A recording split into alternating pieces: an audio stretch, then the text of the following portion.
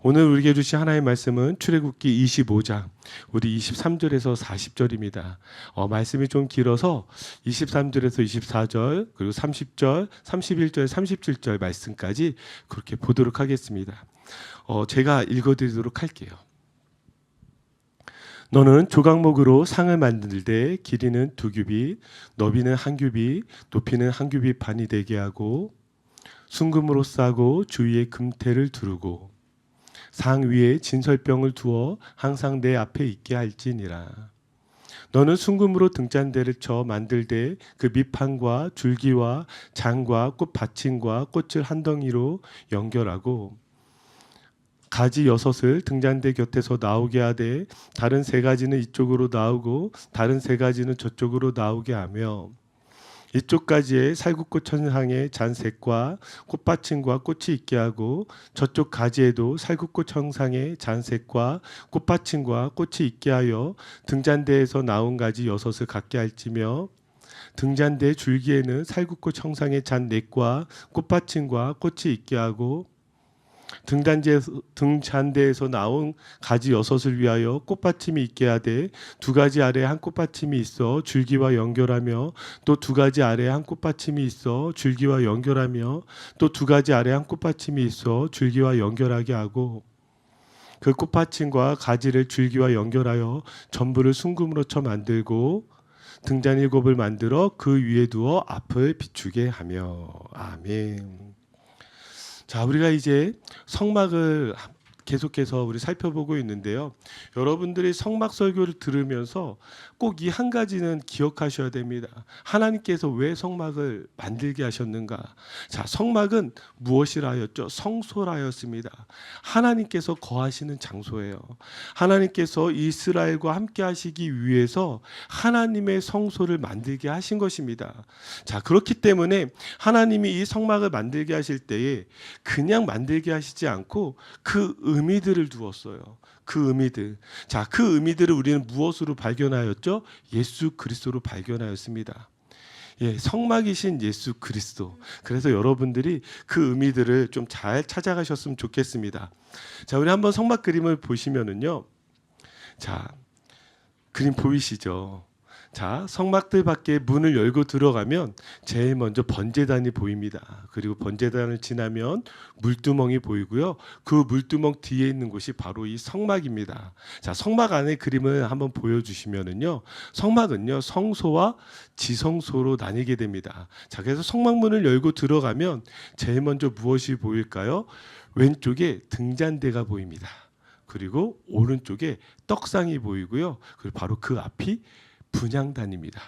그리고 휘장을 열고 들어가면 여러분들이 지지난주에 배웠던 무엇이었죠? 증거궤와 그 증거궤 위에 속죄소가 있게 됩니다. 자, 이제 오늘 우리가 이제 들어갈 말씀은요.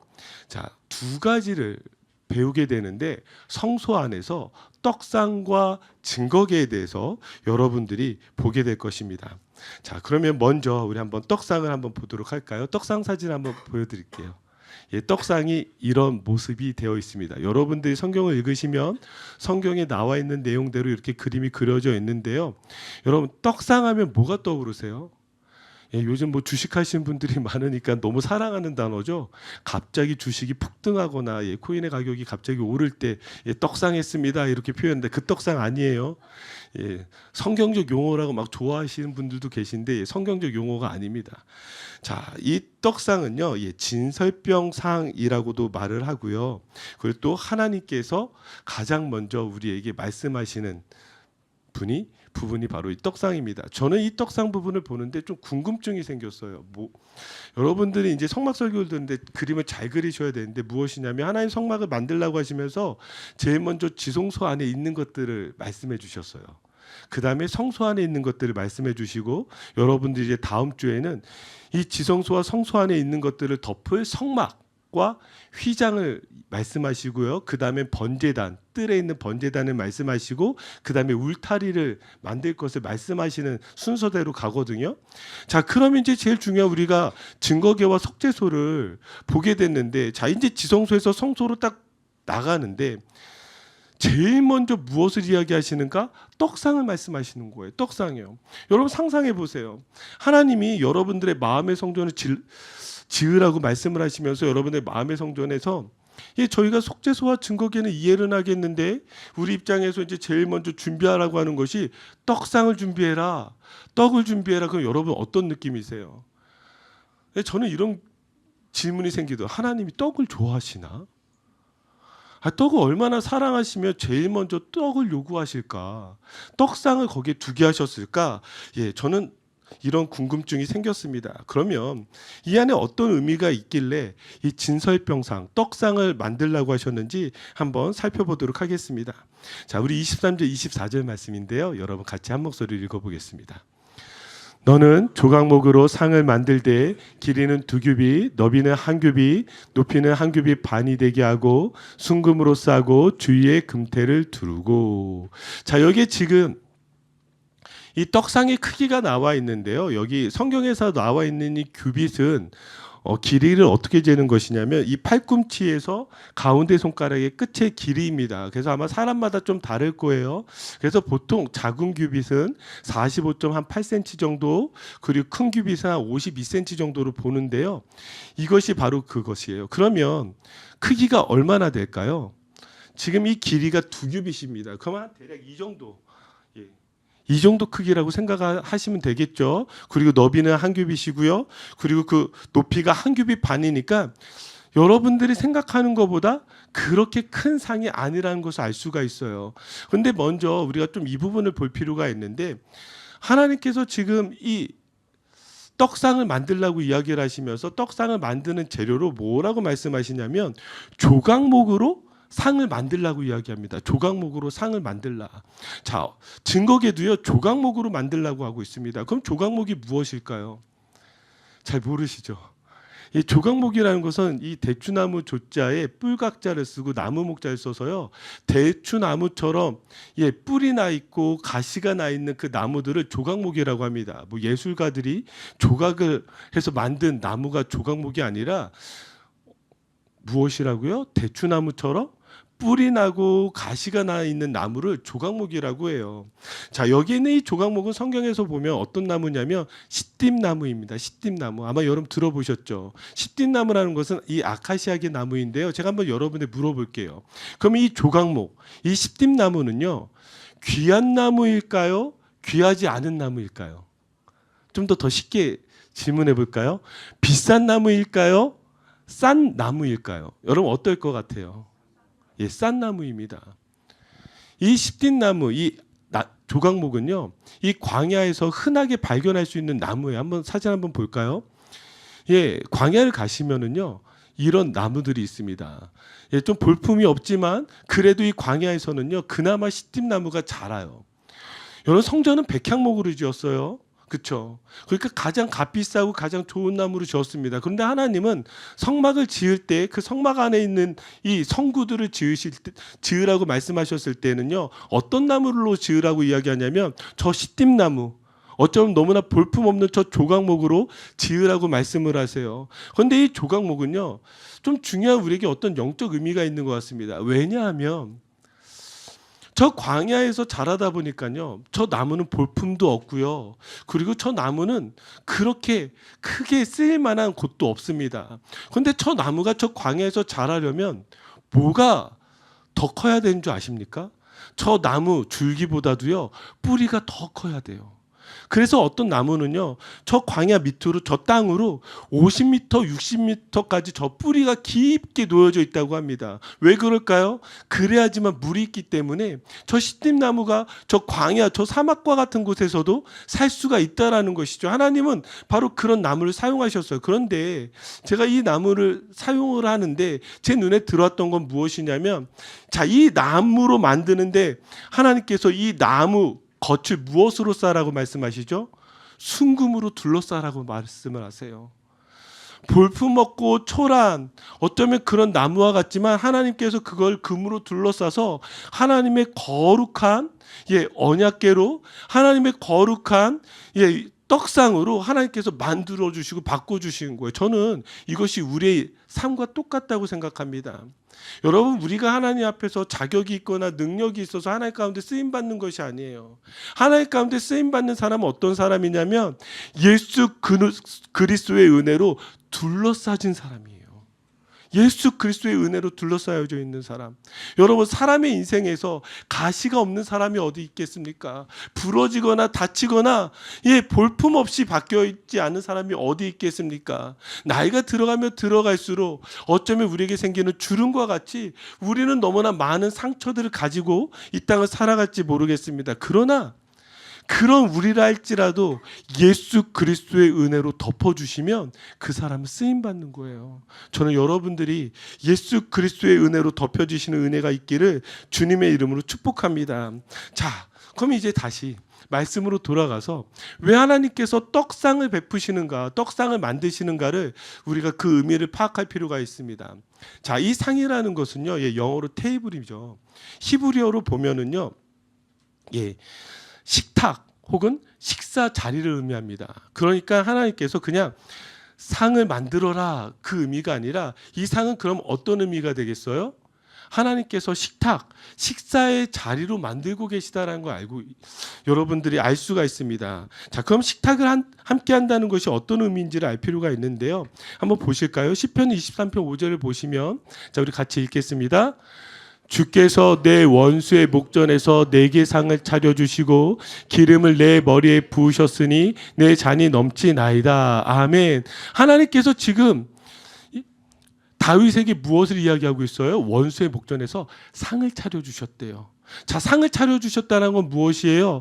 다윗을 하나님의 상으로 초대하셔서 다윗과 함께 식탁의 교제를 나누셨다라는 것입니다. 여러분, 이 유대인들에게 있어서 이 식탁의 교제는요, 어떤 의미를 가지냐면 한 가족으로 받아주는 거예요. 한 가족으로요. 여러분, 상상해 보세요. 왕이 신하나 노예들과 같이 식사의 자리를 할까요? 아니요. 다른 식탁의 자리를 마련하겠죠. 그들과 함께 하지 않습니다. 그런데 그들을 부를 때는 어떤 의미가 있겠어요?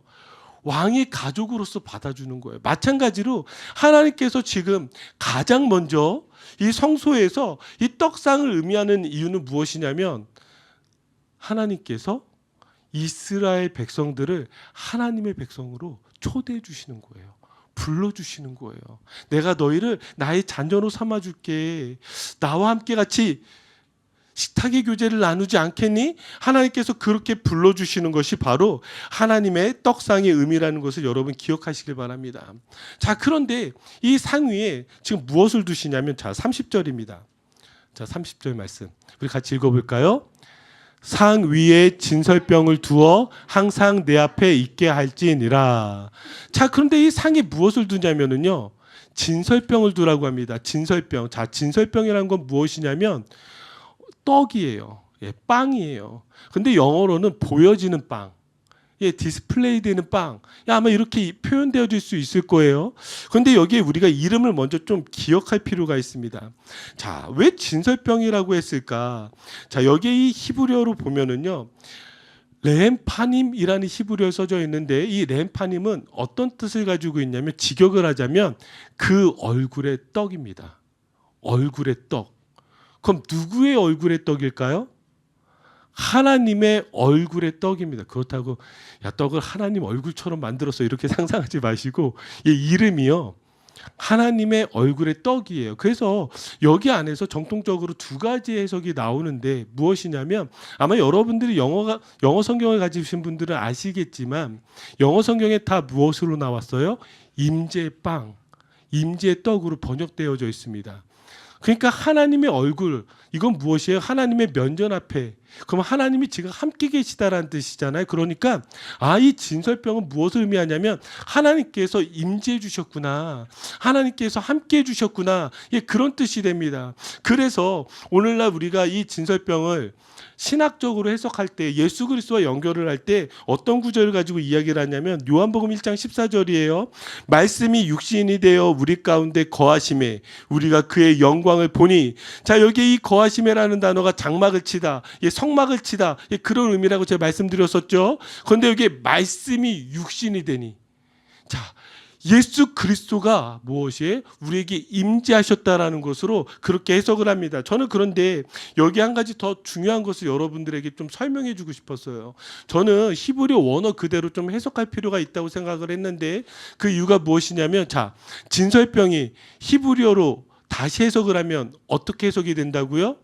그 얼굴의 떡이에요. 왜 하나님께서 하나님의 얼굴이라는 이름을 이 진설병, 이 떡에게 붙이셨을까? 저는 그게 궁금했어요. 자, 그러면 그 이유가 무엇이냐면요, 이 구절에서 찾을 수가 있습니다.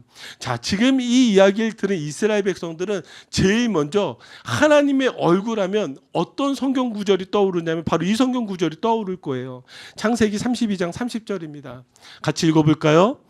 그러므로 야곱이 그곳 이름을 브네일이라 하였으니 그가 이르기를 내가 하나님과 대면하여 보았으나 내 생명이 보존되었다 함이더라. 아멘.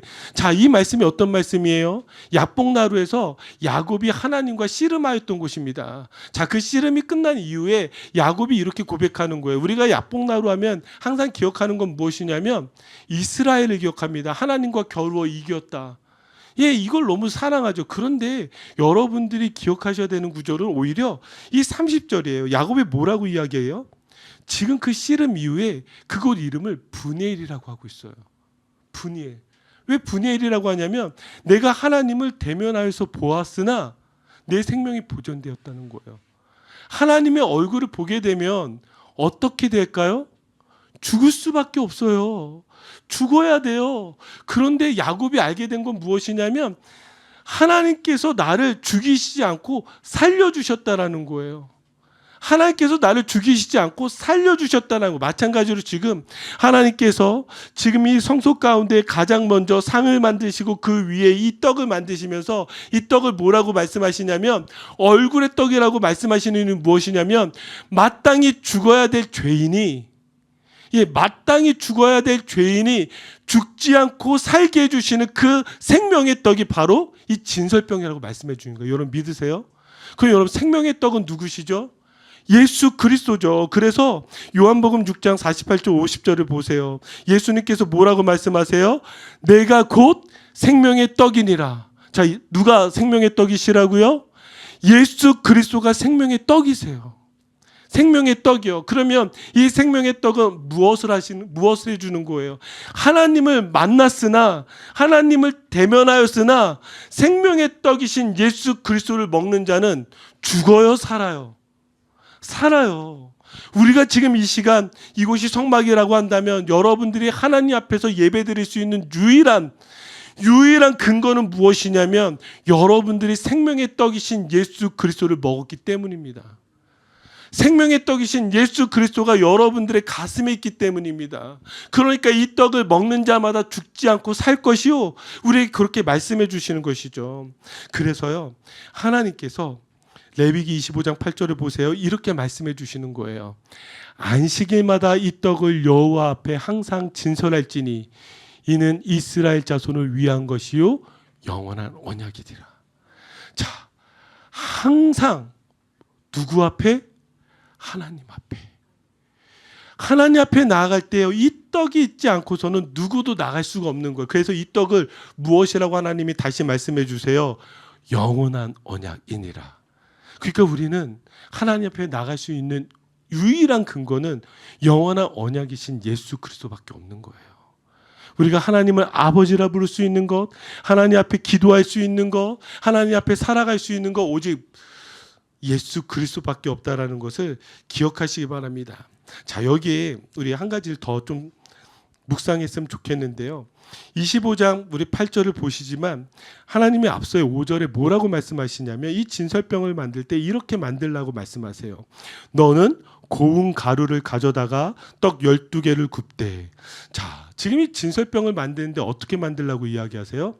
고운 가루를 가져다 만들라고 이야기를 합니다. 왜 굳이 고운 가루라고 이야기하실까요?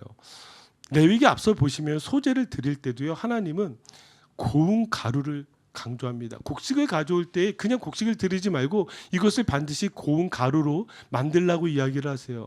자, 고운 가루로 만들려면 어떻게 되어줘야 될까요? 빻아야 되겠죠. 그럼 그 곡식이요 부서져야 되겠죠. 찢겨져야 되겠죠. 그래야지만 고운 가루가 되겠죠. 그 과정을 거쳐야지만 진설병으로 만들어질 수 있다라는 거예요. 자, 이걸 다시 예수 그리스도가 우리의 생명의 떡이라고 우리가 고백을 한 다음에 우리 안에 무엇을 기억해야 되냐면 하나님께서 곡식을 빻는 행위를 통하여서 무엇을 보게 하는 거예요? 우리의 죄를 보게 하는 거예요. 우리의 연약함을 보게 하는 거예요. 마땅히 내가 부서지고 마땅히 찢겨져야 되는 내가 예수 그리스도가 대신해서 부서지고 찢겨져서 우리를 위한 생명의 떡이 되셨다는 거 여러분 그렇게 믿음으로 고백하실 수 있기를 주님의 이름으로 축복합니다. 자, 이제 등잔대로 넘어갈게요. 자, 우리 31절서부터 우리 33절 말씀인데요. 한번 눈으로 한번 봐보세요. 자, 그림이 그려지세요? 떡상은요 그래도 성경을 읽으면서 저희가 떡상은 이래 이렇게 아마 여러분들이 생각하실 겁니다. 그런데 아까 저희가 말씀을 읽을 때요 31절서부터 제가 37절까지 읽었는데 여러분들의 눈빛을 봤어요. 여러분들의 눈빛이 좀 흔들리시더라고요. 이게 뭔 말이야? 뭐가 계속 반복하는 것 같은데 뭔 말이야? 이러셨을 거예요. 우리 그래도 우리 33절을 한번 읽어보도록 하겠습니다. 읽겠습니다. 이쪽 가지에 살구꽃 청상의 잔색과 꽃받침과 꽃이 있게 하고 저쪽 가지에도 살구꽃 천상의 잔색과 꽃받침과 꽃이 있게 하여 등잔대에서 나온 가지 6을 갖게 할지며. 자, 됐습니다. 여러분 한번 눈으로 한번 그려보세요. 말씀대로 여러분 등잔대를 그리실 수 있겠어요? 그래서 그림을 준비했습니다. 등잔대의 모습이 이런 모습이에요. 지금 이 31절서부터 37절까지 나와 있는 이 말씀을요 구현을 하니까 바로 이런 모습이 나왔습니다. 자, 그런데 이 모습이 어떤 모습과 같은 거냐면요 반복적으로 나와 있는 나무가 무엇이죠? 그 꽃이 무엇이죠? 살구나무, 살구꽃입니다. 살구나무, 살구꽃. 그러면 여기에 지금 어떤 모습으로 그려지는 거냐면 지금 원래 제가 생각했을 때 성경적으로 생각했을 때 처음부터 이렇게 만들어지지 않았을 것 같아요. 이거보다는 좀 더 무엇에 더 가깝게 만들어지냐면 나무에 더 가깝게 만들어졌을 것 같아요. 그러니까 커다란 줄기가 있고 그리고 거기에 6개의 가지가 나와 있습니다. 그리고 저 사이사이에는 꽃과 잔이 마디마디마다 연결이 되어져 있고요. 맨 위에는요 무엇이 되어져 있어요? 자, 한 줄기에 6가지의 가지면은요 7개의 등잔대 받침대를 놓을 수가 있습니다. 그리고 그 위에 7개의 등잔을 놓을 수가 있죠. 그래서 이 전체를 하나님께서 무엇으로 표현하고 있냐면 마치 살구꽃 혹은 살구나무를 표현하고 있다는 걸 알 수가 있어요. 그러면 이 살구라는 것이 어떤 뜻인지 알 필요가 있는데요. 살구는요 히브리어로 사케드입니다. 예, 사카드의 원형이 사카드인데요. 이 사카드라는 말은 어떤 뜻을 가지고 있냐면 경계하다, 깨어나다, 예, 이런 뜻을 가지고 있어요. 경계하다, 깨어나다.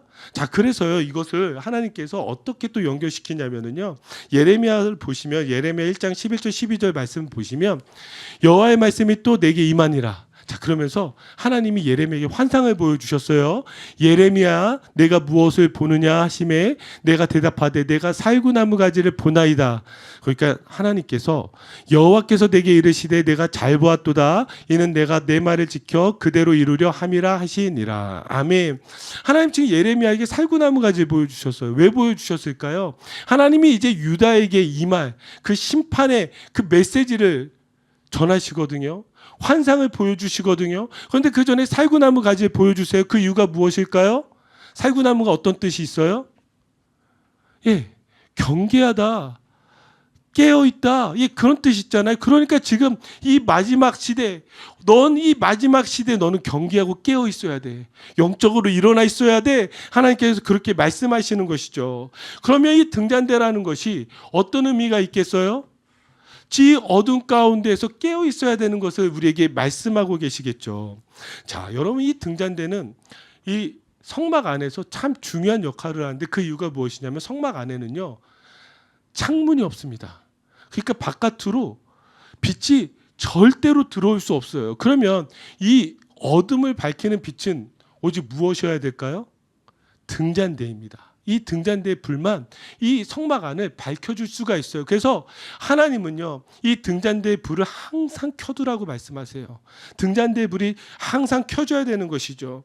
자, 그러면 이 등잔대가 의미하는 것이 무엇일까? 자, 이 등잔대가 의미하는 거 여러분 아시다시피 이것도 정통적으로요, 빛이신 예수 그리스도를 의미합니다. 그래서 요한복음 1장 9절이라든지 요한복음 8장 12절을 보면은요, 자, 이 빛이 누구시죠?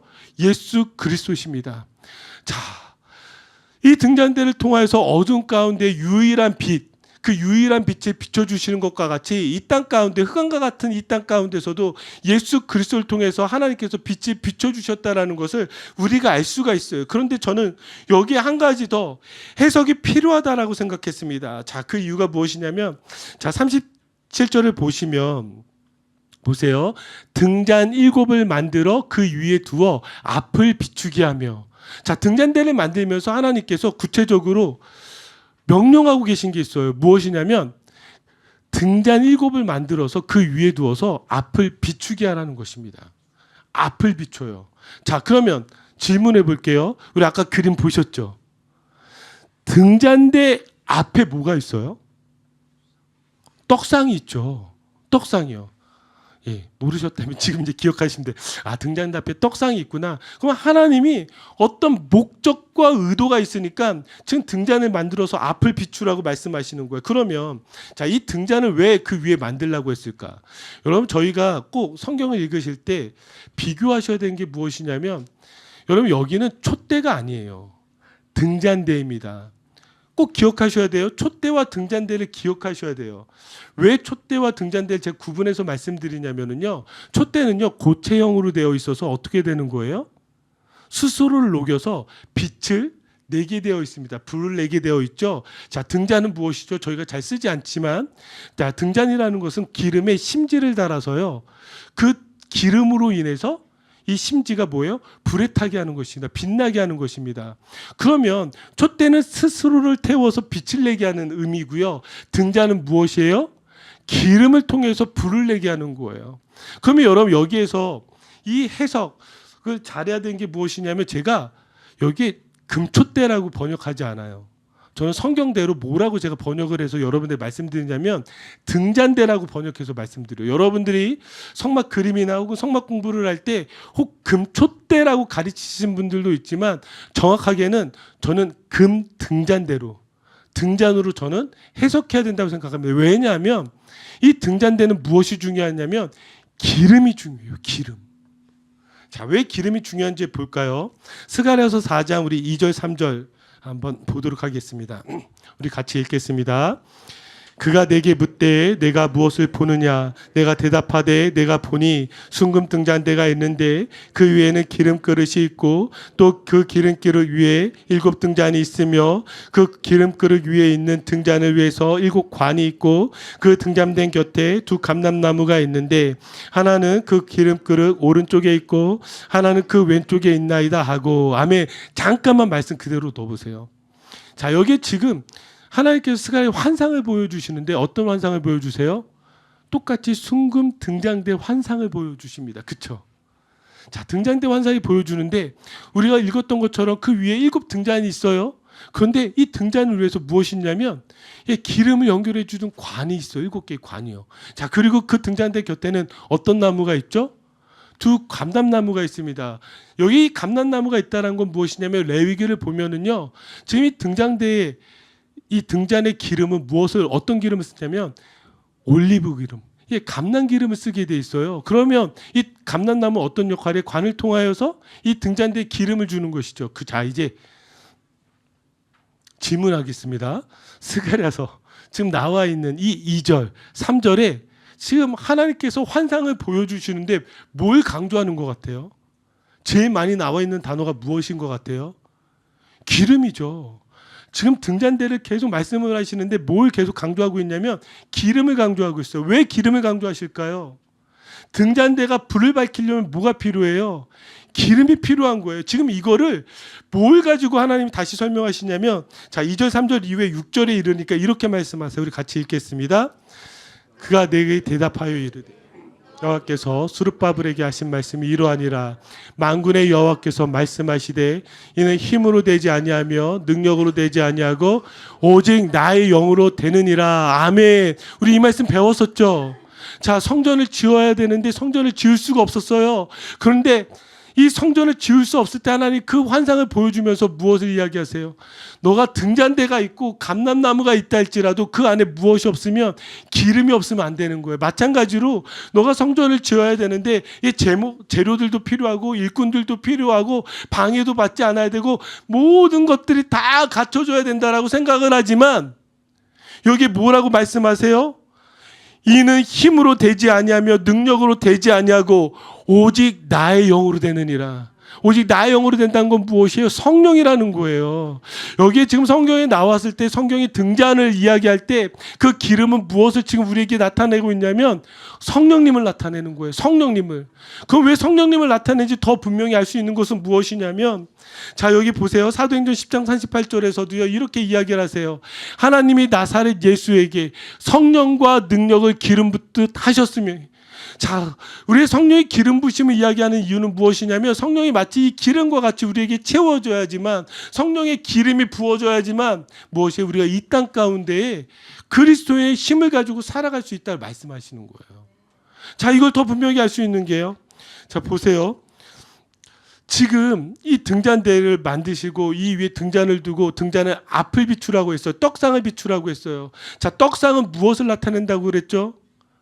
생명의 떡이신 예수 그리스도를 드러낸다고 했잖아요. 우리 그러면 지난 말씀을 기억해 보면 자, 예수 그리스도를 드러내시는 이가 누구시죠? 성령님이시죠. 보세요. 요한복음 15장 26절 우리 같이 읽겠습니다.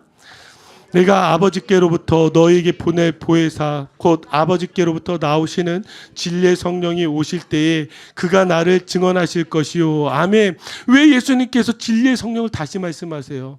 진리의 성령이요. 저 등잔에 기름이 되어 주셔서 그 불 비춰주실 때 예수 그리스도가 드러나고 나타나는 거예요.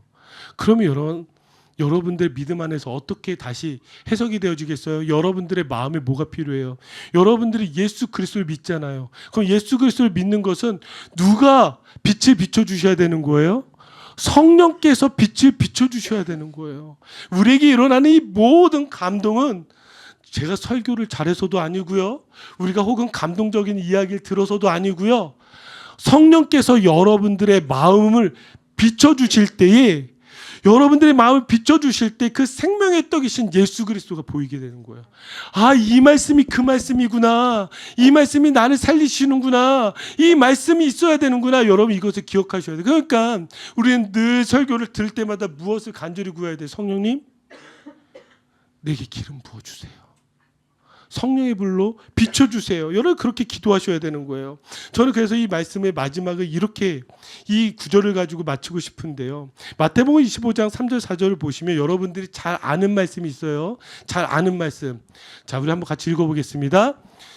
미련한 자들은 등을 가지되 기름을 가지지 아니하고 슬기 있는 자들은 그릇에 기름을 담아 등과 함께 가져갔더니.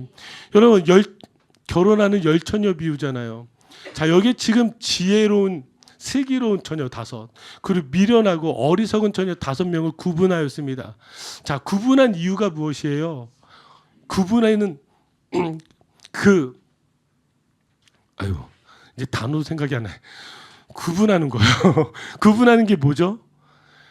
똑같이 등을 준비했는데요. 그 등에 무엇을 준비했느냐 준비하지 못했느냐예요. 무엇이었죠? 기름이요. 기름이요. 기름을 준비하면 지혜롭고 슬기로운 거고요.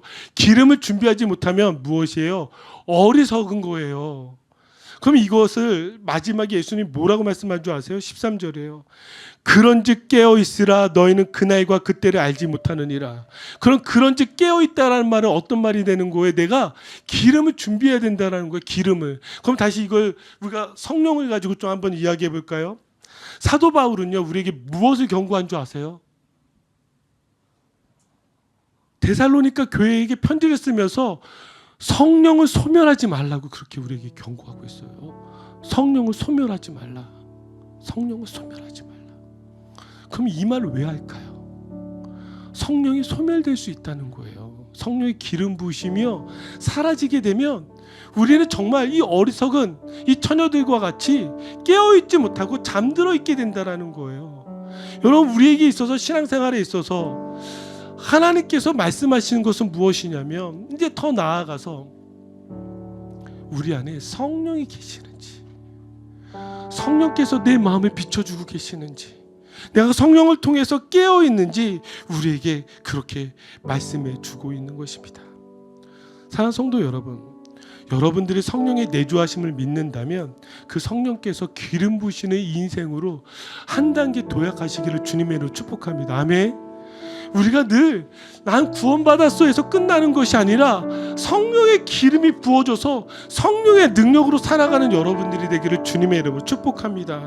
자, 이제 말씀을 마무리 짓겠습니다. 여러분들의 마음은 하나님의 성소, 하나님의 성막이에요. 하나님께서 두 가지를 두셨어요. 떡상과 등잔대예요. 자, 떡상은 무엇이죠?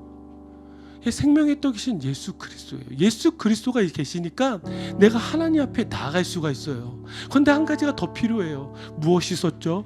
등잔대예요. 자, 등잔대는 우리에게 무엇을 알게 하시죠? 성령을 알게 하세요. 성령의 그 놀라운 빛이 비춰주실 때, 성령의 기름이 부어질 때에 내가 이 땅 가운데에 하나님의 능력으로 살아가게 된 줄 믿습니다. 여러분들 안에 생명의 떡상과 빛을 비추시는 등잔대가 있다는 걸 믿음으로 고백하시며 우리가 믿음으로 살아가길 주님의 이름으로 축복합니다. 기도할까요?